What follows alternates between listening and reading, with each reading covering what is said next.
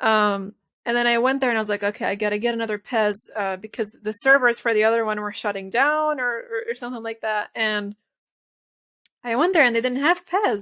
The only thing they had was FIFA. And I think it was Messi on the cover, if I'm not mistaken, FIFA 14. And I was like, well, I really have a craving for football right now, play a football game. I guess I'm just gonna have to settle with FIFA. And that's how the story started for me.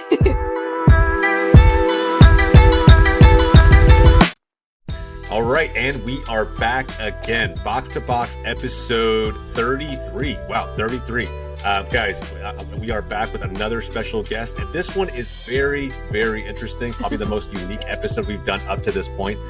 If you don't know who I am, my name is Jose Tellez. I am the primary host of Box to Box, and I am typically joined by the other person you see on our screen, Alina, as one of the mainstay hosts on our show, along with Andre. Andre's got a million things going on at this time of the year, so he is unavailable. But interestingly enough, Alina has kind of this dual role today. She's typically a part of our show, but I invited her on today to actually be the guest of honor, so to speak. I think she has a fantastic story as a content creator, as a pro FIFA player. That's why we invite her to be a mainstay participant on the show long term. And I really want to tell her story. And that's why she's on. She's the guest of honor today. So we're going to jump into Alina's background. As I mentioned before, a FIFA player, a content creator, and someone who really has a vested interest in growing the game on this side of the world. But before we get to any of that, as I always say, Box to Box is presented by GOLZtv. GOLZtv is where you can find all of your free, unlimited footy content. And what we're really excited about on the GOLZtv front, our mobile app is launching very, very soon. I'll have more details for you at the end of the video. Now, if you haven't already, like the video, subscribe to the channel. I believe we're like 3 or 4 away from 100. Super stoked for that milestone. And we're going to keep growing this thing. But with that out of the way, Alina, this is kind of interesting, right? You're on the other side of the interview today. Yeah, it's a little weird, but I like it. I like it. I like it too. Yeah, absolutely. You control the narrative today. We're going to talk about you and your journey and anything else that you really want to talk about. But you know how this thing goes. I want to kick off the interview with the question that I ask every single guest. You can answer it any way that you want to. But let's jump into a quick summary or synopsis of who you are as a person and as a creator. So, Alina, who are you today? Oh man, I am a gamer that loves football. I think that we've had many guests before, and you've always asked that question. And every time, what comes from my mind is, "Wow, what would I say? Like, what are the maybe 2 to 3 things that I really love and are my hobbies?" And the 2 things that come to my mind is I love football. I love playing it. I love watching it. I love playing it, whether it's myself playing it or on FIFA or video games. And then a gamer, obviously, because I've pretty much played games all my life. So I think these 2 would definitely define that question for me. Yeah. And you know what's crazy about that is I haven't thought about it that way. I would almost define myself that way to an extent as well. A gamer who loves football. I think so many of us have used FIFA as a bridge that connects us to this game, especially on this side of the world where the game's not as prominent. So I think that summary, really lands home with so many viewers who may be tuning into this. But either way, it's a great answer. And we're going to kind of unpack some of that a little bit as we go through the interview today. But with that said, jumping into kind of the first question, you know how I always kind of start these things. I like to start at the beginning, right? Focusing on your journey, not so much as a content creator, because I imagine when you fell in love with football at the beginning, you weren't thinking so much about growing your brand as a content creator, using the game of FIFA to bring some level of entertainment to random people on the internet. So let's start at the beginning. Your love for football, where does it come from? How did you fall in love with the beautiful game? Oh man, I think it was my first memory of playing football and loving football was probably in the late 90s, I would say. And it was when my family and I, mostly me and my uncles, and some of my cousins, we would just sit down and play Winning 11. Oh yeah, I don't back in the remember day. which year it was exactly, probably like 98 or 99. Um, but sometimes I would watch them play, sometimes I would play with them. And I remember we had, I don't remember the exact mode, gaming mode that it was in Winning 11, but you could create your own character. So we had pretty much like a family team, right? Like we would all have characters, and I remember I was like, the shortest one. I was a kid with a little ponytail, and I was running. I was super fast. That's But awesome. that's how it started. I would say it's a great way to start too, because it literally combined my gaming and football at the same time. So it just kind of it all just blew up with So a Winning you mentioned 11. yeah. So you mentioned your family is Yeah, you guys are playing all together. So yeah. your family is just as into games as you are. Oh yeah, oh yeah, yeah. That's awesome. My uncles are the ones that kind of got me into gaming from a young age. Yeah, that's. I mean, it's so foreign to me because I was kind of the first generation in my family to pick up Mm, video games. Like I remember my dad getting me a Super Nintendo when I was maybe I don't know, and this was also the kind of late '90s. I was maybe 7, 8 years old, and it wasn't anything football related. We watched all the games, but back then I don't think there was anything crazy. You mentioned Winning 11. mm, We didn't even know that existed back then. I think Pez might have been the first thing I really picked up before FIFA. But yeah, I mean, that's so interesting because my family didn't really prioritize video games. mm, We loved football. So, mm. your family loved gaming, your family loved football. Yeah. Who did you guys tune into? What was the club of choice for your family? I don't think we necessarily had a club that we followed. I know when I try to like think of the earliest memories I've had watching football, what I remember is like some of the local teams that like Middle Eastern teams. You guys probably wouldn't really know. I don't even know if they Sure. exist now. I don't follow them. But that was what was on TV back then.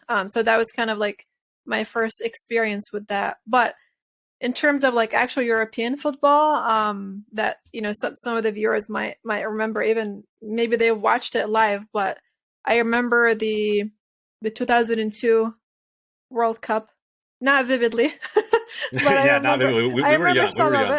it. Yeah, and I remember the Euros too, just little bits and pieces, obviously. But I'm pretty sure I was in front of my TV, glued to my TV, watching that. Yeah. And obviously the 2006, we just loved watching World Cups as like, I don't know, we would all get together as a family, and just watch and have banter about it. Yeah, no, 100%. I mean, the '02 World Cup was, I think, even if you were a newer fan back then, revolutionary in the sense that, like, it was. I just remember it because it was the first World Cup where a nation that I had zero familiarity with made it to the semifinal. Right? Like, Mm, I didn't even know. I was like, man, like Asia has football, Korea, Korea has football. That's crazy. And you saw them up there with the giants of the game.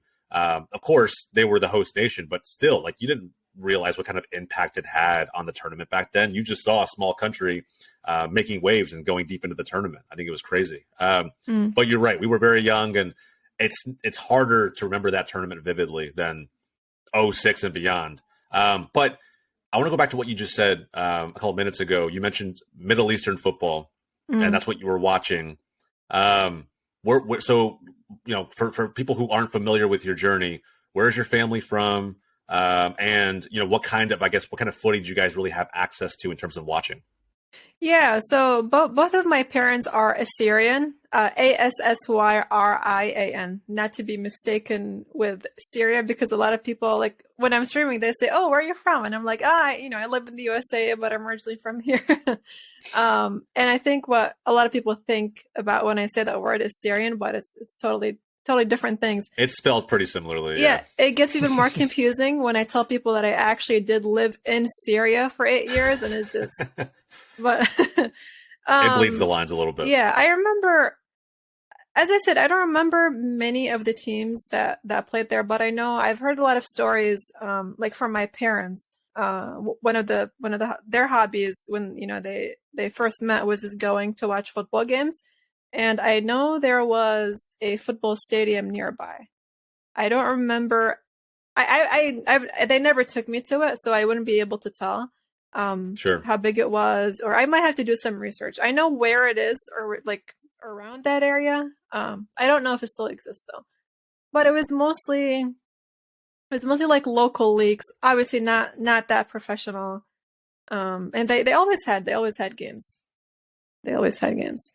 Yeah. Yeah, but I don't think back then, right, when you're young, I don't think you don't know what high quality football looks Yeah. like, right? You Yeah. just that it's a game that's being played that you're interested in watching. I mean, hmm do you have any memories of players specifically, or anybody who's any goals you might have seen or anything along those lines? I don't think so. I remember one thing that I did was when I wasn't playing games, I was usually watching football. Hmm. And what I would do, I think we only had one disc for Winning 11, so it was probably like passed around the family, so I didn't have it every day. But I remember I loved like using I don't remember which console it was. I think it's probably a Dreamcast or something like that. Oh, Um, Dreamcast. That was a while yeah, back. and what I would do was I would have the controller and I would be watching football. Obviously, I don't have the actual video game playing of Winning 11, but I would pretend that I was playing as they were playing in real life. That's awesome. Yeah, I remember doing that a lot. Yeah. I think it's it became kind of like that meme, right? Like, oh, I remember like years later, when people on social media say, oh, the FIFA, usually it was the FIFA streamers and the content creators, oh, he should have pressed circle there, he should have pressed triangle there, Yeah. and just kind of making a joke about what they were seeing on the screen, but you were actually doing it. And Oh yeah. I think that's awesome. So Winning 11, growing up watching Middle Eastern football, what was it like to make the transition into watching?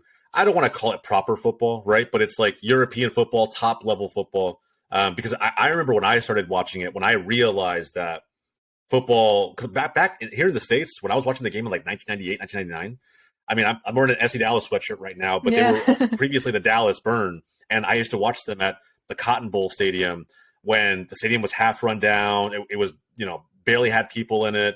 It was meant for American football, not traditional football. And players that nobody would recognize in today's day and age. So, but I remember making that jump when I realized that, oh God, it's not, this isn't a sport that's like native to the States. It actually is played at a much higher level elsewhere. Do you remember when you first tuned in to like big European matches or big clubs? What was that experience like? I think it would be my experience with the World Cup because that was what was mostly on TV. If it wasn't like local leagues, we didn't really have, Premier League, Serie A, or, La Liga. We didn't have that. Mm-hmm. Unfortunately, if I remember correctly, almost everyone was like rocking their regular cable and they had like, I don't know, maybe like 10, 15 channels. And the sport channels always had a specific thing on. But I would say definitely the World Cups is what started me just kind of watching a lot more football than just like, locally or just playing it or pretending to be playing it. Yeah. Pretending to play it. Did you ever, I don't know, I know me and my family, I mean, it's something I'm crazy proud of, but we would get like bootleg copies of the matches after they were played because you like here in the States, you couldn't watch anything. Like there was no channel that served the Premier League or La Liga or any European football. There was no way to know it existed. The only way I knew is because my uncle would get bootleg copies of the big European matches like a day or two after they were played, and he would bring them over and we would just watch them. And that's how I realized, I was like, oh, there's actually like giant clubs out there playing. And I was still very, very young. And the reason my family did that because my family are diehard Barcelona fans. They've grown up that their whole lives. But when you're a kid, you don't know what that means, right? Yeah. You know the colors, you know what the badge looks like, but you don't really know what that means until you start watching the games. And that was my first experience, right? Just like getting bootleg tapes of games, pirated, tapes of games and watching them back with my family. I don't know. Did you do you remember ever tuning into club football and, kind of starting to fall in love with that aspect of the game? I don't think so, no, because I think I've always been like a World Cup national team kind of fan, at least when I was growing up, and I didn't really start watching club football regularly until I came to the US, which is really interesting, actually. How young were you when you came to the US? 2009. So I Okay. was 13 or so. 13, And 14. what was and then when you got here, what was that like?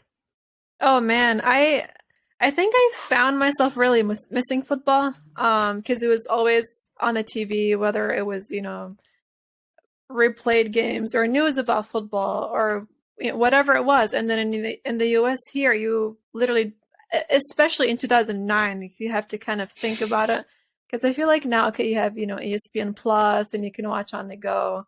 Um, and it's just much easier, even like with the internet, if you have like other services, it's much easier to find football games. But back then it was really, really hard It for was, me. yeah. Yeah, yeah. Um, and I think it took me a couple of years though. I think I started watching club football around like 2011 or 12. Yeah, Ooh, I that was a think. good time to Yeah, watch too. yeah, yeah, Because the game was changing yeah. dramatically at that you're right. It was prime. I remember, well, as a Barca fan, it was prime Barcelona. But like Prime for you, they, yeah. yeah, 100%. My family was on cloud nine back in 2011, Hmm. 2012. But it was also like the game itself was modernizing. I thought, like the tiki taka style changed how a lot of club teams were defending, attacking. A lot of the way the game was played across the different leagues was kind of changing. Maybe the only exception was like probably England, because I feel like in the Premier League they always just play high octane, fast, physical. It's that's what everybody loves about it. It's one of the Hmm. most entertaining leagues to watch. Okay, so that's when you started tuning in. About 2011, 2012. How in the world did you land as not only Serie A being your kind of league of choice, but maybe Juventus being the football club that you wanted to kind of marry yourself to, so to speak? I think from an early age, I have just had an obsession with Del Piero, and that's why I went with Italy in 2002 and 2006, because I just loved Hmm. watching him play. And I know in much later, obviously in 2010, when I was thinking of getting back into football and watching, I was like, okay, I love Italy, the national team. I love Del Piero. So what is the current Italian team that Italian league team that has the most Italians in it? And at that time, it was Juve. They had Pirlo, Del Piero. They had Buffon. They had Buffon, yeah. Chiellini, Marchisio, Benucci, and a couple others. So I was like, okay, this is it. I have to become a Juve fan and just carry not on from not there. a not a bad club to support, especially Yeah. back then. I think Serie A, there was a time where they were dominant. Italians were dominant, and Mhm. I would say from '07 to like 2011, 2012. I mean, hell, even as recently as like 2015, right? Juventus was in the Champions League final back in 2015. It's they don't have quite that Italian identity anymore, right? Mhm. Juventus. I mean, you know as well as I do. Unfortunately. That's unfortunately, but at the same time, I think that the Serie A teams are very proud clubs, and I think that one day we're going to see more of that Italian representation, not just with Juventus, but with Milan, with Inter Milan. I think I could totally see them starting to prioritize their own to an extent, the way that Yeah. Xavi and Barcelona prioritize Catalan or Spanish players, because it's just who they are, it's their identity. Mhm. So I don't know. I think it's super interesting though that you tended to flock to Italy and to Italian clubs. So what was it like in '06 when Italy won it? Man, I'm kind of bummed out because I don't remember the final that much. And people always Oh ask me that. I'm man. like, I don't even remember. I was probably happy, but I don't exactly remember. One thing that I do recall though is when I always was pissed off because Del Piero was never playing really in 2006. He was always being subbed on. Yeah. And one moment that I remember was the semifinal against Germany when he got subbed on, and then he scored that kind of like curler against, I think it was Kahn, the German goalkeeper. That I Yeah. remember. That moment I watched it live. Yeah. Yeah. The what was he? It wasn't like a breakaway. It was just like a really interesting ball that got played into him, and Yeah. then he hit it first time. I remember thinking, dude, Del Piero just really did that. He hit it first time and curled it perfectly into the top right corner. I was like, oh, It was man. beautiful. It was beautiful. But I mean, it was crazy. Back then, I had Adidas posters of Del Piero and Zidane on my wall. And that said, I didn't even like Real Madrid. Obviously, I've never liked Real Madrid. Our family's never liked them. And I thought Zidane was so prolific and Del Piero were so prolific that like I just had to have them on my wall. Like they were as a kid, posters were everything back then. Yeah. But yeah, man, I remember that goal and the final. You ever go back and watch it? Because it actually was one of the craziest World Cup finals of all time. Oh, I've watched it. I've watched it multiple times. And I mean, that red card alone, right? It's historic. The Zidane red card. I feel like everyone's going to remember that for the rest of their lives. And it sucks too, because he had one of the greatest World Cup tournaments of all time. Like, I remember seeing him. Everyone knew it was going to be his last dance. He's not going to wait around for another 4 years. He's probably going to retire after this. He had the greatest pair of boots on I've ever seen, the all gold Preds. Yeah. And he was just balling. I remember the quarterfinal that France had against Brazil. And that was still Ronaldinho, Kaká, prime R9. Like, it wasn't prime R9. It was slightly older R9. But, like, still a very, very prolific Brazil side. And he was just dancing around them in the midfield like he was, back at Juventus, back in his prime. Before he ever went to Real Madrid. I don't know, man. It was a sight to behold, and I feel like the headbutt just like it just stained his whole tournament. And that's the one thing people are going to remember. Even though in the exact same game he hit a Panenka penalty against Buffon. I remember that. Yeah, and got it right. And it was like, dude, the level of confidence this man had, all for it to be kind of thrown away a little bit and stained by that moment. And then, of course, Italy goes on to win it. I don't know, man. I still remember Trezeguet missing the penalty. All of that. It was that whole tournament. Actually, was one of the best tournaments I've ever watched. It had so much drama. England, Portugal was a ton of drama. All of it, man. It was a great tournament to watch. And if you guys haven't seen it, I think FIFA Plus has a lot of those games on repeat. Go check it out. It's a fantastic game just to watch or. From beginning to end. So anyway, let's move into, you talked about a little bit your beginnings, your early stages, you being a football fan, you migrating to the US. At what stage did you start to scale, I like video games, I played Winning 11, my family likes video games too, I want to pick up FIFA and I want to start getting good at this video game? It's crazy because I think it was the day when I got it was FIFA 14. I don't remember if it was PlayStation 3 or 4. I think it was PlayStation 4. Because it was 2014. How long ago was that? 2014. Okay. Yeah. And I remember it was just like, like a few days after I got my PS4. And I went into Best Buy and I was like, okay, I'm just going to check out the gaming section, see what they have. I want to get into, football gaming. And I legitimately went in there with the idea that I was going to get PES 2014. Because I played a lot of I think it was a 2010 version, like the African World Cup, I think. It's called. Yeah, it was its own game, right? Yeah, its own game. I played that so much, and that was actually the last PES game that I played too. And then I went there and I was like, okay, I gotta get another PES because the servers for the other one were shutting down or something like that. And I went there and they didn't have PES. The only thing they had was FIFA, and I think it was Messi on the cover, if I'm not mistaken, FIFA 14. And I was like, well, I really have a craving for football right now, play a football game. I guess I'm just going to have to settle with FIFA. And that's how the story started for me. Accidentally going into Best Buy thinking I was going to get PES and instead walking out with FIFA. And were you hooked immediately? Oh, yeah. Yeah? Mm-hmm. In the first week. Go ahead. First week, I just tried all the modes and I was like, oh, Ultimate Team is fun. Pro Club's fun. I can dig this.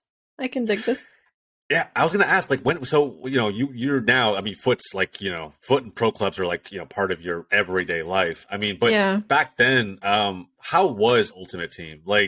It couldn't have been scaled up to what it is today, right? So I don't Yeah. know, how did that game mode kind of change over time? Because now, like, if you're a FIFA streamer, you're probably almost exclusively an Ultimate Team streamer. You probably throw in pro clubs every now and then, maybe every now and then just to kind of be chill. You throw in a career mode for some interesting storyline YouTube stuff, but for the most part, everybody's an Ultimate Team streamer or in that community.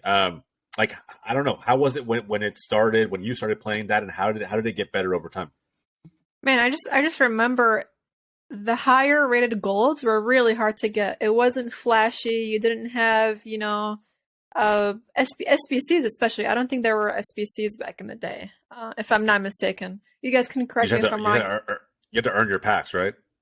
Yeah, I think so. It was mostly packs, and there weren't that many promos either, so you couldn't. If you had a lot of FIFA points, you would have to, just spend them on regular gold packs and then hope you get, I don't know, Messi or Ronaldo. Yeah. And I remember informs, like, regular informs that people pretty much don't really care about, unfortunately, right now. Or, the past, like, probably like 4 FIFAs, I would say. If you get an inform back in the day, you had a great team. I remember I picked... What was the best one? I was going to ask you. What was like the best inform in player 14? In 14? Yeah. I think it was Inform Pirlo, which is hilarious because he was terrible. But I played him and I scored every single free kick with him. I remember one game I scored a hat trick of free kicks and my opponent quit. That was a very special moment for me. 2014 Pirlo, which is it's crazy that he wasn't that good in the game, because I think in real life he was damn near unstoppable. I mean, at least as like an 8, right in the middle of the field, he was so good. So back then around that time, you said golds were the best that you could possibly get? Not possibly good. Obviously, informs were good, but they were just harder to get. Whereas now you have, Weekend League itself, if you play, you get red picks. And red picks are like, the informs of that week. Or around Team of the Season, you can pack a red Team of the Season card. But back then, you pretty much had to pack it or buy it, right? There weren't that many options for promos or rewards. The rewards weren't as good as they are now. So it was a struggle. It was a struggle. It was much harder to get a good team back in the day. Now it's very easy. Everyone's just rocking like R9 and Pele and Mbappe. Yeah. Everybody kind of has like the same stacked version of a team. So and look, we'll talk about the current state of FIFA and how you feel it's going and whatnot. But as you started to kind of get into FIFA, play Ultimate Team, get a little more competitive with it, I have kind of 2 questions, but we'll start with the first one. When do you think Ultimate Team was really at its best? Like, when do you think you was like, man, this was prime FIFA? I remember grinding this thing hours on end. I think the older FIFAs had a certain charm to them, in my opinion, because a lot of the people were at a level, right? So you'd have maybe that one guy that had an incredible team, but you didn't see that every single time. And now I feel like with Ultimate Team, maybe like the past 4 or 5 years, you see incredible teams and you see them time and time and time again, especially if you play Weekend League and if you play, like high division rivals, for example, you always see good teams. Yeah. And I think back then, even with the chemistry system too, you were very limited. And I know this year they changed the chemistry system, so it's a little different. Sure. The hybrids it's just interesting because hybrid teams are easier, but still harder to make a team around. But I would say peak Ultimate Team, you said? The peak Ultimate Team. Peak Ultimate Team. For me personally, or like as a fact?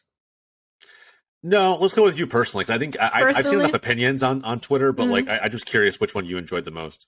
I really liked FIFA 20. I think that was my favorite Ultimate Team, because I think that was the year when good cards became much easier to get. There were a lot of promos, a lot of different. Every week you would hop on, you'd have, even if you didn't necessarily have the money to get packs or FIFA points, you still had some decent cards and SBCs that you could get. And Hmm. I remember that was the year where I won my first tournament too, my first competitive tournament. So maybe I'm a little biased, but I feel like the gameplay of Ultimate Yeah. Team really suited me that year. Gotcha. Yeah, Okay, that yeah. makes sense. I see a Mhm. lot of people who throw around like FIFA 17. 17 was fun too. I think the Yeah, 17 gameplay was wise, good. 17 was great. Yeah. Yeah, yeah. That was that the Marco Royce cover? I think so. Yeah, I think so. Yeah. When Yeah. you said 17, I yellow popped in my head, so I think it's Marco Rose. yeah. I think that's so. And so I see a lot of people who throw that around. And in terms of gameplay alone, throwing the game modes aside, I think FIFA Mm, 14 was also a really good one for me. Um, I would say I never got into Ultimate Team coming up. I played more of the online seasons, yeah, only because I was, I had so many other things that I was doing. I was actually playing. I had school. I had a million things to do, so I couldn't grind Ultimate Team. But just playing online competitively was addicting. I would just do it with the teams that were already in the game, right? mm, And just grinding those seasons from season 10 to season 1, and just looking at the world leaderboards and trying to make sure you were in the top percentile. yeah, That was addicting. Like I would check those every day just because I wanted to make sure I never dropped, or someone didn't pass me out of nowhere. So yeah, yeah. it was kind of what I look forward to almost every day. So you mentioned when you were most competitive, when you won your first tournament, FIFA 20. Mm. Is that when you thought, okay, I want to start pursuing a competitive career around this? Like, how do you go from playing FIFA Ultimate Team, getting really good at it, to, okay, I want to start making a career out of this. I want to start streaming and I want to start competing heavily. I would say the first. I mean, obviously that first tournament was important to me because I went in there thinking that I was gonna do okay, but I never thought I was actually gonna win. And Mm-hmm. it was a win against like other seasoned female players who primarily play Ultimate Team, whereas for me, I played a lot of clubs and I played a lot of Ultimate Team. So my time wasn't like solely focused on Ultimate Team. So that definitely gave me a lot of confidence. But I would say the most confidence that I got was probably last year, FIFA 22. Um, and I think it was the first tournament that I was coached in. Because I know Okay. there were a couple tournaments that I played and I didn't do well, and I was like, okay, well, let me get some FIFA coaching and see how this goes. And shout out to my coach George, he's amazing. If anyone's looking for FIFA coaching, he's your guy. Love it. But I remember that tournament, there were a lot of females in there that were actual pro FIFA players, Ultimate Team players. I know I think one of them was like the only female at the time to have made like FGS qualifiers for FIFA. And Oh, FGS is the FIFA Global Series, um, I believe. So it's, regional qualifiers for Europe, which was much harder to get into than North America. And I remember I ended up getting, I believe it was third place, which made me really happy. Yeah, it made me happy and proud because I was like, okay, I can do this. I can play against actual, female players that have been, coached for way longer than me, played Ultimate Team a lot more exclusively than me. But I think these two highlights would be the first tournament that I won, and then the first tournament that I played after being coached. I would say the two and moments. you definitely saw the difference in your play. Yeah. Oh yeah. Oh yeah. I am. Hmm. So so just to go back for a second, when you won your first tournament, were you already streaming? Yeah. Yeah. It was my first tournament too that I won. Oh, it was your first tournament that you won. Damn. Yeah. So yeah, that doesn't happen to many people. Yeah, that's what I was saying. I went into it with no expectations. I was like, okay, I'm just gonna have fun and hang out with other female players and play against them and chill and just promote FIFA, promote females in FIFA most importantly. And I ended up doing great. And was this was an online tournament or on LAN? It was an online tournament. It was hosted by ECL. Gotcha. Okay, Yeah, perfect. yeah. So you were already streaming. How long had you been streaming already? I think it was probably like 7 months or so. So it was a little more like earlier in my streaming. career, and it's interesting because I won it, and the prize was like $1,000, I believe, for first place, Oh, and that's what actually helped me get my PC, and that's what I stream on from now. So it kind of it improved my gameplay, and it improved my streaming, because I used to yeah. stream like straight from the PlayStation 4. I had a crappy little camera, like the PS4 camera that you can't really move or do anything with. It's like a little Yeah. square in there. And yeah, it helped me get a So PC.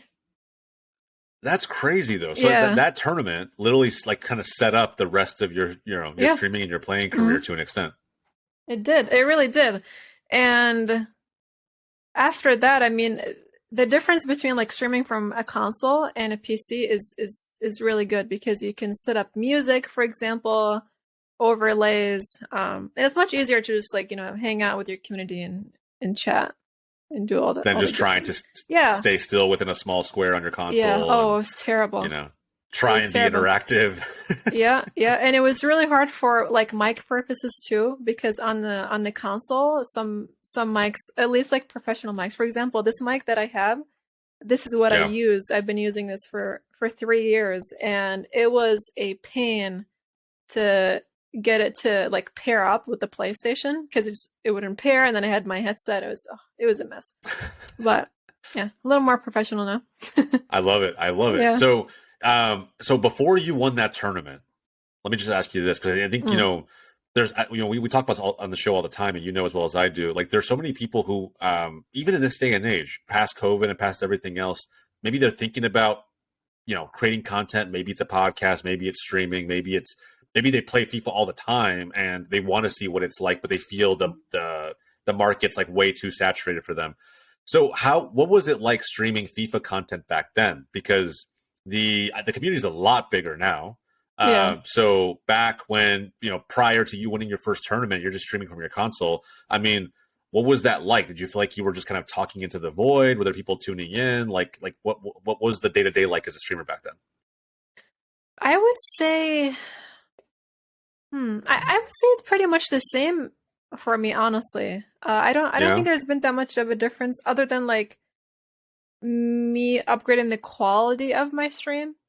But I would say it's the same in terms of, people coming in asking, "Hey, what does your ultimate team look like?" Or "Can I play with you?" And it's just kind of the same story that we get as streamers now. Is people always show up, and they want to support, and they want to play. Yeah. That's interesting. Yeah, I would say it's pretty much the same. Honestly, I know there's been a lot more streamers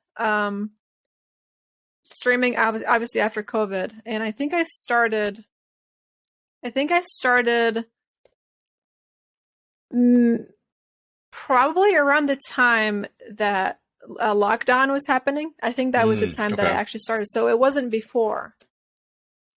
It It was was like not right before. as everything Yeah, yeah. I kind of think it was. happened. Okay. Yeah, I think it was right around that time. I think, because I think in July that's like my streaming anniversary. Oh, So okay. in July I'll be 3 years. So that it was around 20 July of 2020, I believe. Which I don't remember when the lockdown exactly happened. I think it was around April, if I'm not Okay. mistaken. No, that Yeah, makes sense. That makes sense. yeah, Okay, gotcha. Yeah, and it's crazy, right? How many streamers actually kick things off either yeah, right before or like right as COVID was happening? Like I mean, working in the gaming space myself, like everybody could kind of see, like if you were even close to the gaming space, you could see how eventually it was really going to boom. And then COVID happened, and it happened way faster than everybody thought it was going to, right? If there was any yeah, kind of big game out there, whether it was FIFA, Call of Duty, Fortnite, every streamer in those communities just benefited. Like everyone yeah, kind of grew some sort of a community, and gaming was finally on the map in a really, really big way. So I always like just digging into some of the origin stories around streaming, when content creators started their career, and how it's kind of scaled up back then. So back at that time, I don't know, what was your average, maybe like I don't want to say your viewership, right? But like, were the same people just kind of consistently tuning in, and how has that changed to where you are now? yeah. I think a lot of the people that tuned in back then are also sometimes in the streams like currently, You, which is great. you have some OGs in there? Oh yeah, some OGs, some OGs. I love that. And I I'm love that. I'm That's really awesome. close friends with a lot of them. And I think I would say maybe I started like, playing some pro clubs and all that with viewers and with my team. And it was like maybe like five viewers at a time in 2020, 5 to 10. And then it was, more like 15 to 20 to 25 in 2021, and then 2022. I feel like every year I go up by like, maybe 10 viewers, 20 viewers, which is, is not a bad not a bad number. And now I would say maybe around 50 or 60 is my average. Yeah. Yeah. What Yeah. was it like? I don't know. Was it ever just a mental game that you kind of played with yourself whenever you thought about like growing a channel? And I know in the early days on almost anybody's stream, it can be difficult. You can feel like you're just talking into the void, like you're Yeah. kind of there trying to be entertaining for anybody who may be tuning in, who may come in randomly, and you hope that they do. Right? I will say, even when you and I talk about your streaming career, I would say you've grown faster than most people do. Most people, could spend a year or two and only have like Mm. 2 or 3 viewers, 4 viewers. Yeah. So I don't know. Did you ever come across any mental obstacles with, your stream, trying to grow it? And like, what was that whole experience like? I think it's definitely hard sometimes because a lot of people start streaming and maybe with some like unrealistic expectations. And I'll admit I also had some of that before, and then I realized how competitive it is.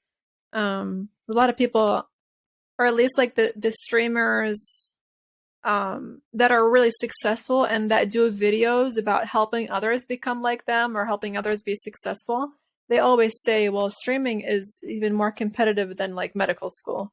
Mm-hmm. um, Probably like 2 to 3 times more competitive. So that kind of gives an idea for people on how hard it's going to be. And I think the most important thing is to have realistic expectations and maybe smaller goals. So when someone is starting, obviously you're not going to be able to become, I don't know, PewDiePie in 1 year. That's not going to happen. That would be Um, amazing. yeah, and actually, even in 10 years, most people probably won't get to that, which is okay. Um, so I think having realistic goals, and I think the most important thing is just enjoying yourself, because if you're in it to just be one of the biggest streamers and you're not really having fun, then what's the point? It's your hobby. You like streaming, you like playing video games. So I think the most important thing is just enjoying yourself and setting small goals too. Because I know my first year I was like, okay, I'm gonna get like 10,000 followers and like 100 plus viewers, and that didn't really happen. So what I did was, okay, this year I'd like to get 1,000 followers and then maybe 10 viewers, and then once you hit that milestone, kind of like slowly increase it and make sure it's realistic, so you don't end up disappointed. Yeah. No, Yeah. that makes a whole lot of sense. I mean, Mm. is there, and that's great advice, but in your mind, is there one thing you wish you knew when you first started? Like, if there was some aspiring content creator that's watching right now and, Mm. they were looking for one solid piece of advice that's going to help them avoid, I don't know, some obstacle, or just have more realistic expectations when it comes to how they grow their channels, their streams. I mean, is there one piece of information you wish you had when you first started? Yeah, one of the main things, I watch a lot of like smaller streamers. Whenever Mm-hmm. whenever I have the time, maybe people sitting at like 1 viewers or maybe 0 viewers even, or maybe like 3, whatever it is, like 5, 10 below, 5 below, and a lot of them seem very engaged with the game and having fun, but they sometimes forget to talk. Mm-hmm. And I know it's really hard. I struggle with this as well. When your chat is dead, as they say, when people are not really talking.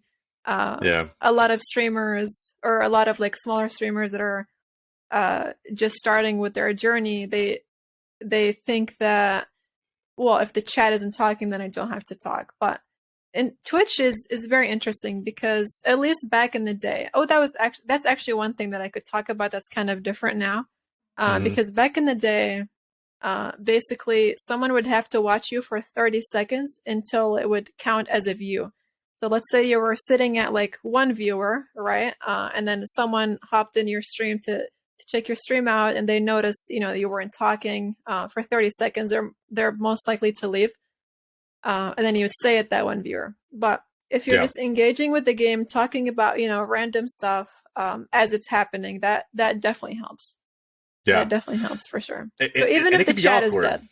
Yeah, it could be awkward, right? Yeah, like you're trying to pretend someone is there watching, right? Yeah. And trying to make it engaging and have a personality that invites people in, while paying attention to what you're playing, especially if you're competitive.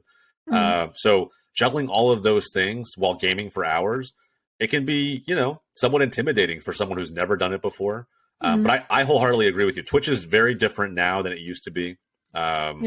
Back then you kind of had to earn your viewers. You still very much have to earn them now because it's very saturated. There's so many people doing it. But at the same time, and Twitch is not built for discovery now like it used to be. Like, it was easier to find streamers back then. So certain communities were smaller and you could find people pretty quickly. But now, with how saturated it is and how much money Twitch makes off of streamers, it's just I personally, when I talk to other content creators, right, I always say Twitch is great for creating content. It is not great for discovery, right? Like, if you want to find someone, you really, really have to kind of search for them or find them out, because gaming communities they're too big now. And Twitch isn't going to put someone who's a little bit smaller randomly in front of you. You probably have to go out and find that person. So that's why I think it's super important to be, like you said, as engaging as you possibly can, even if it's really difficult to do in the beginning. So I like that piece of advice a lot. Yeah. And I definitely agree with you about how competitive Twitch is, number one, and how it's really not built to be discovered, which is, I think, another mistake that I did that we can talk about. Like when you said, oh, is there something that you tell people or that you're regret? It's maybe Twitch is not the best platform to start with. Because for me, yes, I was able to get, like, over the, the last 2 or 3 years or so, I was able to get like closer to 7,000 followers and like 50 or so average viewers. But it's not going to always be that easy, because a lot of people, what they do is they start on a different platform, like YouTube, for example, or maybe TikTok, or whatever it is. I know a lot of people were streaming on Facebook. I think there's a specific name for it, but Facebook is another good alternative too. For people to start. But the way sometimes Twitch is set is it rewards people that already have a big base. So I think people have to keep that in mind too. Yeah, 100%. And I think people who are maybe a little more curious on that front, it's simply because at the end of the day, Twitch is an ad engine, right? Like, how it makes money is through advertising revenue. And in order to get as much advertising revenue as possible, it needs to bring people to channels that are already getting a lot of viewership so that it can make more money. And so the model kind of makes sense.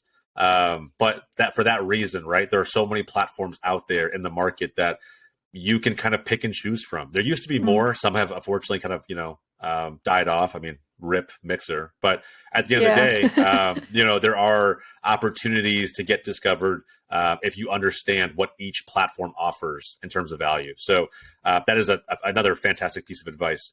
All right. So I think that, in terms of where you are today, and it's kind of before we get to icebreakers, I would say this is probably our final question. In terms of where you are today, again, you are a FIFA pro. You were signed to a pro org previously. You were competing under a pro umbrella.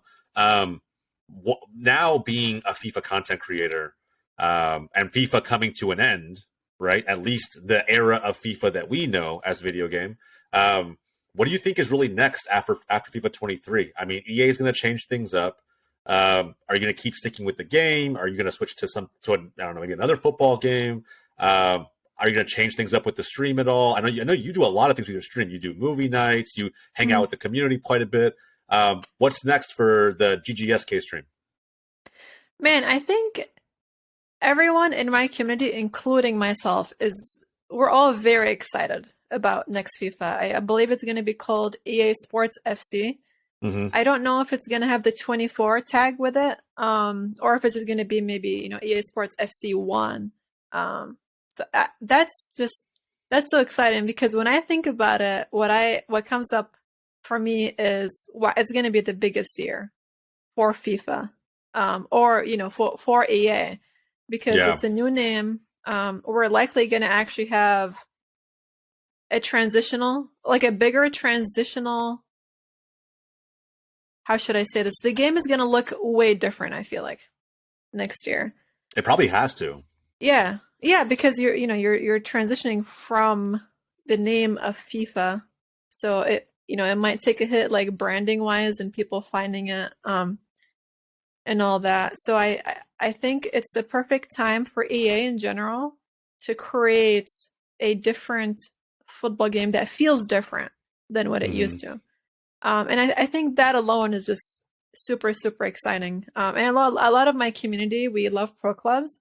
And there's been a lot of rumors that it's going to be crossplay finally in the next FIFA. So I think that is going to be huge for just people that love to play pro clubs, either like competitively or casually. But it's going to be even better for pro club streamers like myself, because I'll finally be able to not turn down, people that come in and say, "Oh, I'm on Xbox or I'm on PC."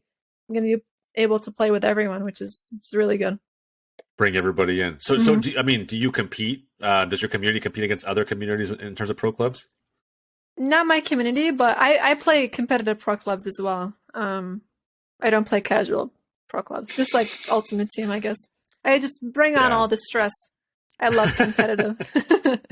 It's hard not to. It's a drug unlike any other, in my opinion. Competing is so much fun. I hate losing more than I love winning in a really weird way. But yeah, no, I completely agree. I think it's going to be a very interesting year for EA. We'll see. I'm really curious to see how the game modes may or may not change. Like if they take this as an opportunity to make it feel like a brand new game. I know, and we'll touch on this before we get to Icebreakers again. The state of FIFA at the moment. How I know it's kind of a sticky subject depending on who you ask, right? Do you think you're more excited for this upcoming EA title because of the current state of FIFA? I would say so. And personally for me, I don't know what other people have said about the state of FIFA, but for me as an individual, I mean, this was the year where I got signed to a pro organization. I had even a opportunity like through my college to be more of like a varsity player, esports player. And I know like there are a lot of like scholarships for those players too. It's considered to be like an athlete. Basically, collegiate esports you get a is scholarship. Legit. You get a scholarship. So I think for me the state of FIFA right now is fun. Because I think earlier I was able, when Team of the Year came out, I actually packed 2 Team of the Years. And I think that's really neat because it's so much easier for people to actually get these opportunities and have just like such a cool and colorful team with all these cards and these promos. And I think that should carry into next FIFA. I can see why, though, maybe people don't like the state of FIFA in terms of the gameplay. And I do agree with that. For me personally, I preferred the gameplay of, I know you mentioned 14. I love the gameplay of 14. Yeah. I really enjoyed the gameplay of 15 too. It was really fun to dribble. And last year, obviously, because it was my first year competitively, so I was, drawn to that style of play and how the engine in the game worked. But I don't know. The only way is up for FIFA. I cannot see how it can get worse for the next game that they release. Yeah, I'll be really curious to see what really happens with the engine and with the gameplay. I know this year for 23, it felt very, very different. Very different. We talked about it on the show months ago, but the passing, the dribbling is almost, sometimes non-existent depending on the latency. It's non-existent, but I think even when the latency is bad between opponents, it's like somehow worse. I don't know, but I'm ready for the next iteration of this game, regardless of what it's called, just to see how much they actually change up. But I'm I super love excited. Yep. yeah, I love your positive outlook on it. I think it's going to be a game changer, a brand new era. We'll see how they decide to kind of mix things up. But I feel I'm extremely confident that you're going to be able to pick it up and keep things running with your community. So I love that. All right, we'll probably maybe be able to play pro clubs if it's crossplay.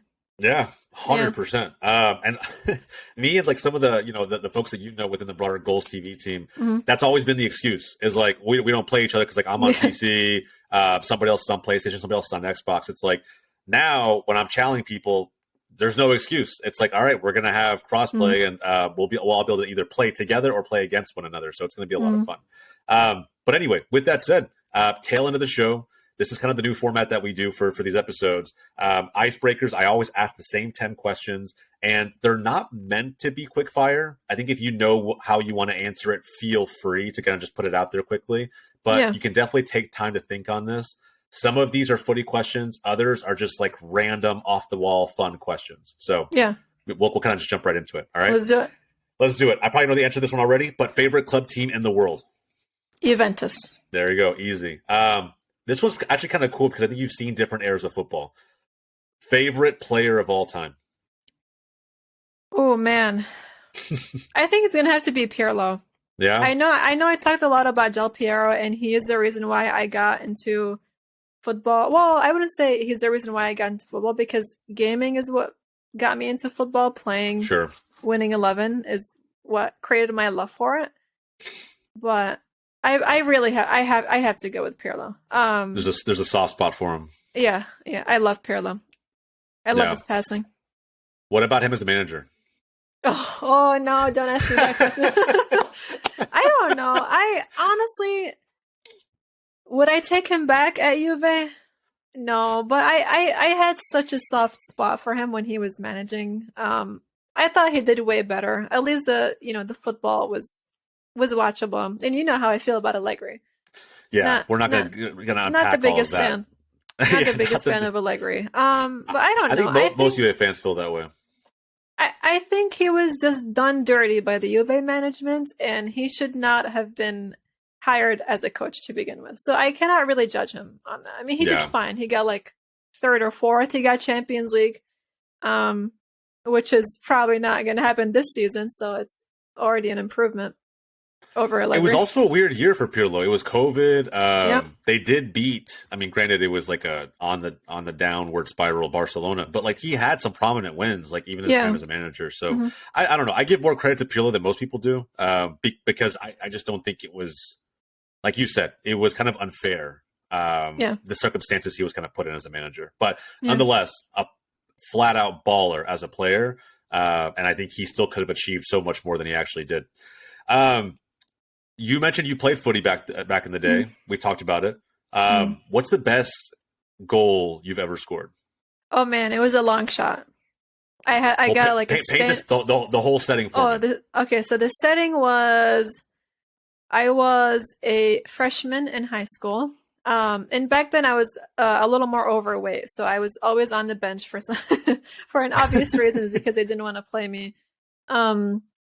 But I remember vividly, it was the first day of gym class, and a lot of the girls at gym were just kind of, weren't taking it seriously. They were like, "Oh no, I don't want to run. I don't want to sweat. I don't want to do all that." And then it was finally my time, and the PE teacher subbed me on. They were like, "Yeah, I guess you can run a little bit." And I came on. I got the ball, and I ripped such a hard long shot, the keeper didn't even move. Just cemented to the pitch. So good. Top right too. Top right corner. It was so good. When you say long shot, where on the pitch were you? Like how far past the halfway line? Oh, it wasn't that far. It was like, and you gotta also. I have to note that it wasn't like a big pitch. It was like a smaller pitch. But either way. Yeah, it was outside the 18. The 18. It was outside that, but it was a much smaller 18. I love that. It felt like a long shot though. It felt like a banger. I love that. That's awesome. I love that you remember it so vividly. I think everybody kind of does, so which is good. why I asked the question. Like the best goal you ever scored, people have the highlight reel mentally just ready to go. All right. Now, moving away from footy, Spotify or Apple Music? Oh, Spotify for sure. Spotify. It's crazy. When we first started doing these, I got a lot of people who said Apple Music, and now Really? Spotify is kind of coming back into it. Yeah, I think a lot of streamers use both, though. See, for me, I guess maybe I'm a little biased because I've always been like a Spotify user. I haven't actually tested out Apple Music. So maybe my answer would change if I actually tried out Apple Music. But for now, Spotify is what I use. It's very easy to use, very easy to find songs too, and just add them to a playlist. Yeah, and I'm sure you use it when you stream. I actually use YouTube. Oh, you use YouTube more? Yeah. I just like put like a copyright playlist on YouTube and have it play and be picked up by the streaming software. I love it. All right. If you could have one meal for the rest of your life, or equally, if you were on your last meal ever, what would it be? Oh, man. I love Mediterranean food because obviously I'm a Syrian, but I have that every day. So maybe not my last meal. I think, I don't know. I've been really into Japanese food lately. Oh, really into Japanese food. What specifically? I love teppanyaki. So like a chicken teppanyaki. Interesting. Yeah, I love that. It's so good. I feel like it is good. I have it at least once a month. And there's a local place here that I just love going. They're probably sick of seeing me there because I'm always like one of their main customers. But trust me, they're not sick of seeing you. They probably want to see you more, to be honest. Yeah. But yeah, man, Asian food by itself actually as a broader category is fantastic. Yeah. I feel like sushi is actually pretty hyped there for me too. But yeah, I don't know. People always ask me too, being Hispanic, like, oh, you wouldn't want to do like some awesome Mexican dish. I'm like, the issue is that we have Mexican food all the time. All the time, yeah. And so it's great as it tastes, and I love it. It's just there's like other things I probably have as the last meal. So I respect that. That's how I feel. Yeah, that's how I feel too. All right, so you're based a little further north than I am. What's the best fast food restaurant near you? Like a chain fast food, or like more of like a local one? Just fast food in general. Something you can go pick up pretty quick. Man. And you live in a pretty diverse area, right? There's all kinds of foods here. That's really interesting. I don't actually. I mean, I could say it's that Japanese place that I go to just because I love that one dish. Yeah. Yeah, why not? Let's go with that one. Since they have my favorite dish, I think it would make sense. It'd probably have to be that, right?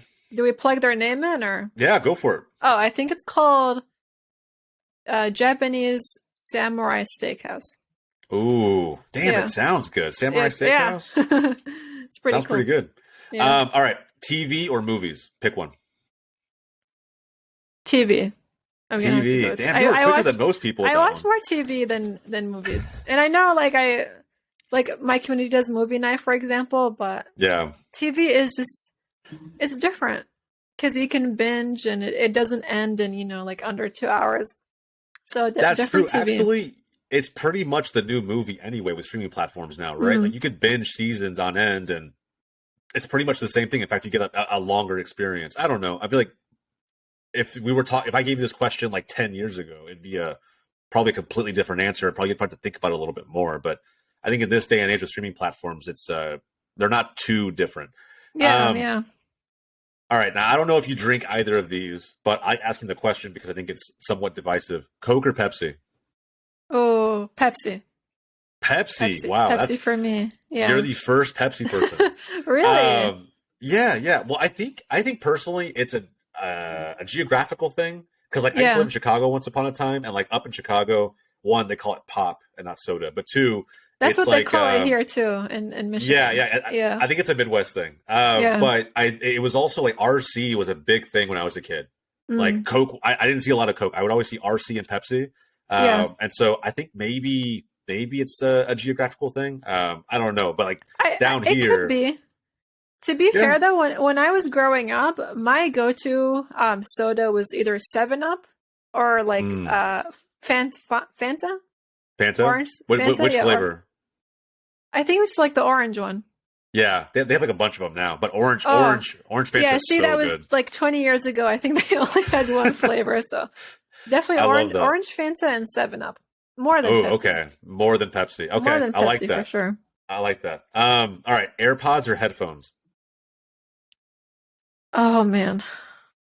I don't have AirPods.